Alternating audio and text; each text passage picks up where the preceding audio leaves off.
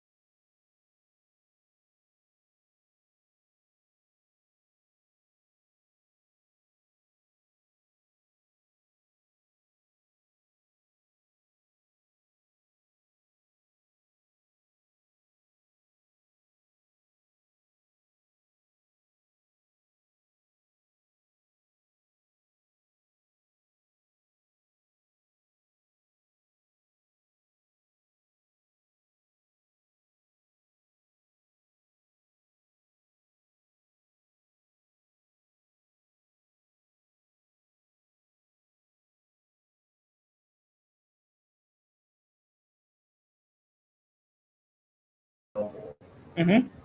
in Oklahoma City. It's the one over by close to Bell Springs. Yeah. We were in there, and she was off looking at something, I was looking at something, and things felt very weird. Got very confusing, very disorienting. And April's like, something's not right. So she came and found me, and we left. There were these two women up at the register in robes. And what we think happened is that they were doing something. They were manipulating something, screwing something. Because we left the store, and there was this guy that followed us out. Mm-hmm. He's like, didn't know us. I didn't know who it was, but he was sort of, it wasn't going to hurt us. But it was just, I think he was drawn toward whatever was going on. Yeah. And, I don't know what that was. Yeah. So, something I can't explain happened. So I don't know if it didn't feel like it had intent. Yeah. It felt at least, tricky, malicious. Yeah. So we can have those kind of, hair standing up, kind of tingling, something's not right here, something's wrong here, sensations. We can also have unexplained, moments of ecstatic joy, of feeling just a connection. I felt that. Yeah. The Celts and a lot of indigenous religions talk about thin places. The veil. Yeah, we've talked about that. Right. And in thin, like, if you're open to it, if you're attuned to it, you can feel when you step into a thin place, because you experience things that aren't normal, right? What we consider normal. And I don't know why I included that example at No, the it's store, okay. just because. Yeah. Because that wasn't nice. But it's not unusual. I think everybody experiences that. But what we tend to do is say, we write it off. Because we don't understand it, and so we put up a wall. But experiencing mysticism is when we refuse to put up that wall and step into whatever it is instead of hiding from it.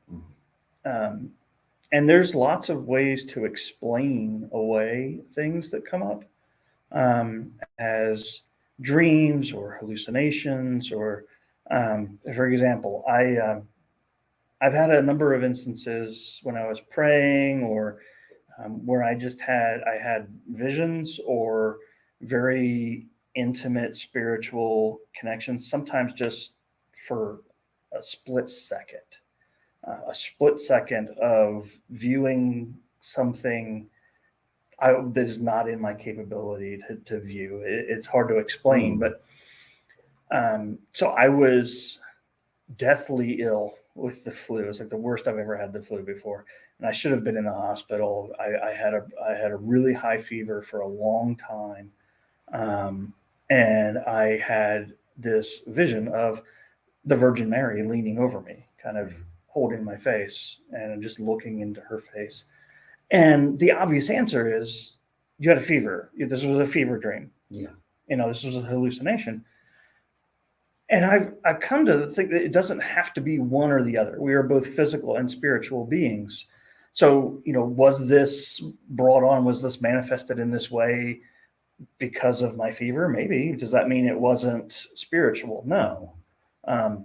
It doesn't have to be one or the other. And so, and I've had those experiences when I, praying the rosary, and I have a quick vision of the Virgin Mary in weird ways. Was that me falling asleep while I was praying the rosary? Because that happens. And I just had this, split second dream. Maybe, but that God made us that way physically. So was that a way of me, experiencing this spiritually, because we're both physical and spiritual?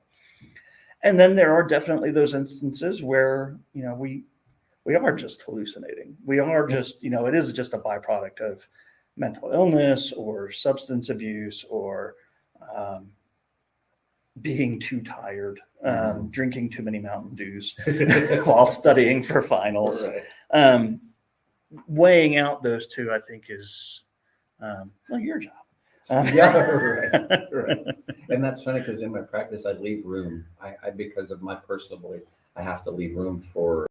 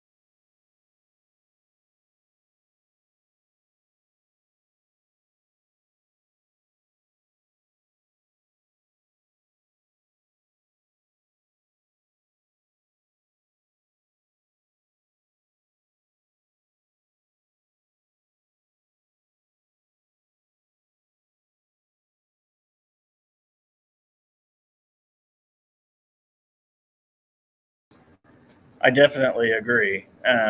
There, and again, there's a reason why Jesus taught in parables.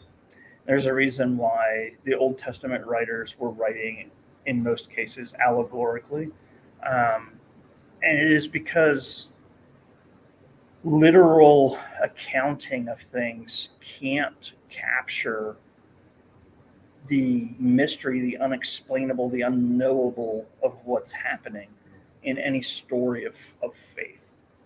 So if we read Genesis, and there's all these fights where, is Genesis literal or is it allegorical? And I don't think you can read Genesis and really get the truth of what's happening there without viewing it poetically. Yeah.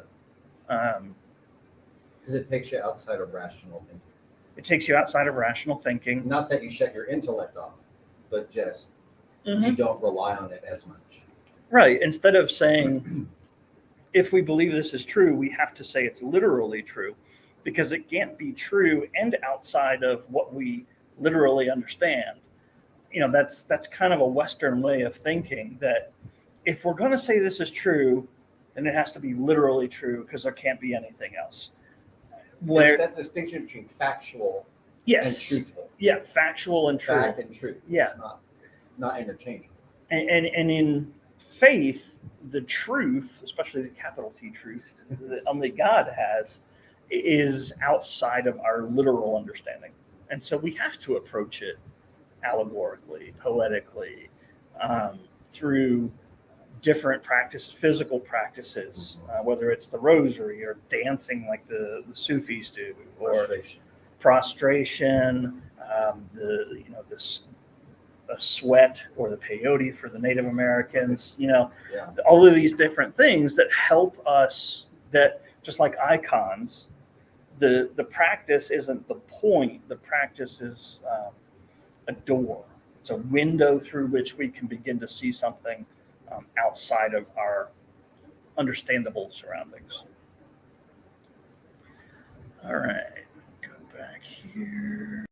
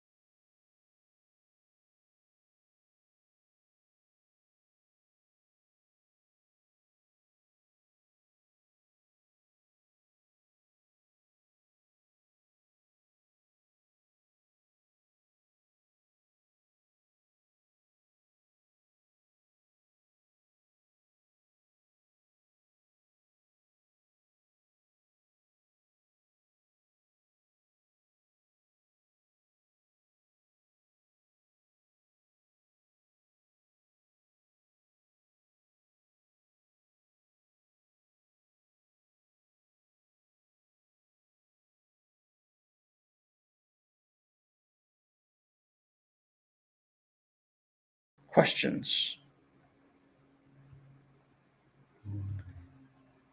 So many. And if you're watching, welcome. I'm glad you're here with us. We were just wrapping up this conversation on mysticism. But the gist of all of it is that all of our faith is based on something that is unknowable. And we are trying to grow to know it. But the great paradox is that to know it, we have to stop knowing. Right. And that's mystical. It's nonsensical. Everything about our faith is nonsensical. In the terms of this world, none of it makes any sense. And people will, kind of challenge Christians and say, well, the virgin birth doesn't make any sense. And we'll try and be good apologists and say, well, yes, it does, blah, blah, blah. When really the answer is, no, you're right, it doesn't. You're absolutely right. It makes absolutely no sense whatsoever. In the terms of this world, it's a completely crazy story. But that's why it's faith. It's because it's something that we can only experience mystically. And it's something we can only understand mystically. I realized that I didn't know very much about what it meant to be a Christian, even going to church for so many years. No clue. I knew what my church did. I knew what the preacher taught. I knew what we were taught in Sunday school, but I never, so this is just sort of, I'm like a sponge because I'm just like, I didn't know what there was to all this. And then now I feel like like a baby toddler Christian. It was like, I'm new. Yeah. We all are. Yeah. And I just realized I'm just now starting. It feels that way. I know that in the divine sense, it's not true. I've started a long time ago. Right. But I feel like now, just with my knowledge and just the knowledge that's out there, I feel like brand spanking new. Yeah. So it's good in a way, and sometimes it's a little frustrating because I want to jump to the point where I just get it, and I don't know if that even exists. I don't think so. Yeah. I think we get little flashes of connection, little flashes of God allows us to see through the veil, enough to show us what we don't know, to show us how much we don't know. But the hard part is not to then become discouraged by the fact that, I was praying and I had this ecstatic moment. I had the Teresa of Avila moment, and I want that. How come I've been praying today, God, and I don't have that? I haven't had that for months. I haven't had that for years. And it's really easy then to say, well, I must have eaten some bad sushi that day, and I had a fever dream or whatever. Or it's hard. It's easy to become so discouraged by our own faith and feel like God's abandoned us, even though we're faithful. But I think those dry periods, those periods of spiritual dryness, as St. John of the Cross would refer to it, is to give us time to digest that split second vision of what we're meant to attain, so that we can digest it in our physical and spiritual terms. Because if it was all at once, it would be too much. We would die. Yeah. But the hope and the knowledge is that eventually that moment of sheer terror and ecstasy, that just overwhelming, and literally for me, like most of what I've had have been split seconds with years or months in between. But eventually that split second becomes everything. We experience that in its totality with every other human being, every other piece of creation. We're one with everything in an ecstatic way. We're also one with everything when people suffer.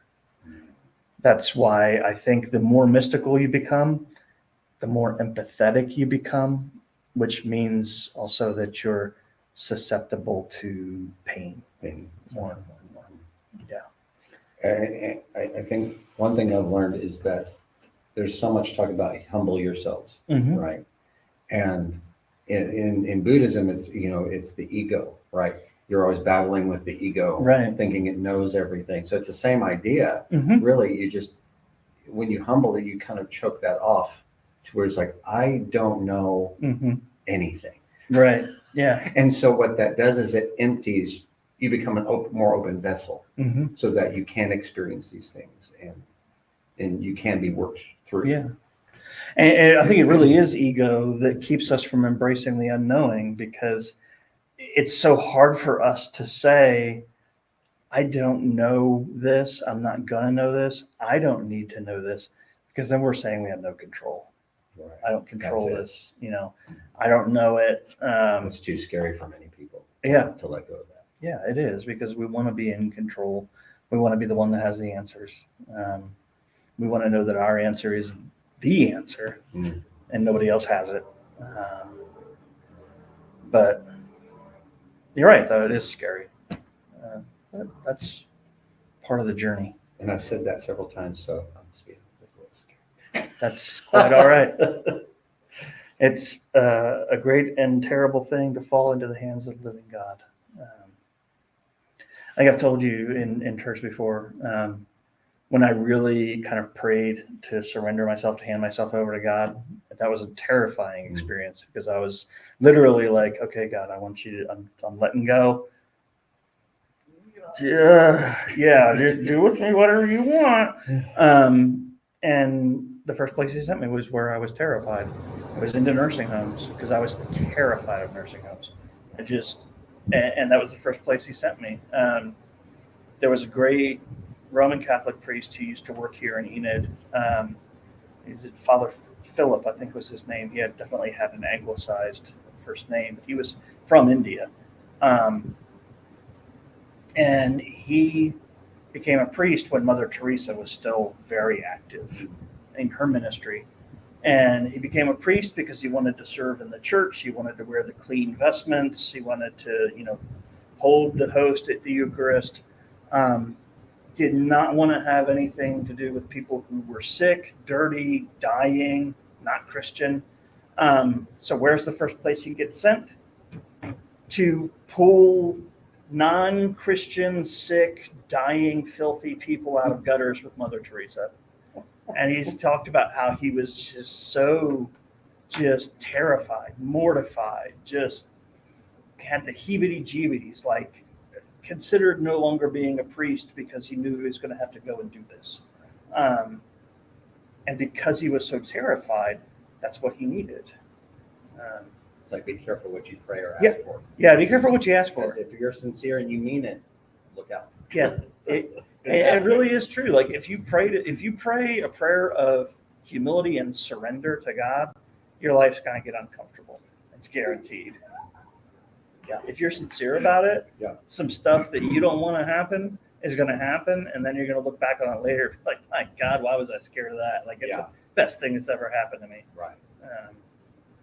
So, thank you. Yeah, thank you. This was the one I was really looking forward to.